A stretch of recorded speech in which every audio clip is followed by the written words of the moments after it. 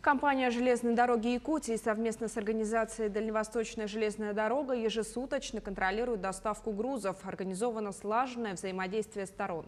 Для контроля в Министерстве транспорта и дорожного хозяйства республики создана опергруппа, которая ежедневно выезжает на станцию Нижний Бестях. На сегодняшний день задействованы все возможные резервы для обеспечения своевременной выгрузки товаров народного потребления и перевозки в город Якутск. Следует обратить внимание на то, что вот из общего количества вагонов, следующих в адрес Центральной Якутии, это более 1000 вагонов, доля продовольственных товаров и кормовых, она составляет на самом деле небольшую долю. Это порядка 150-200 вагонов, которые мы гарантированно сможем выгрузить, ну и, соответственно, доставить до грузополучателей. В этих более 1000 вагонов надо обратить внимание, что идет топливо, идут строительные материалы и так далее.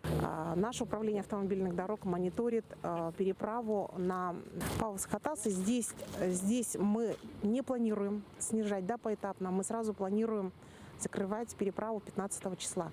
Ну, то есть это то, что идет в планах, Но зависит уже все от погодных условий, от интенсивности передвижения и так далее.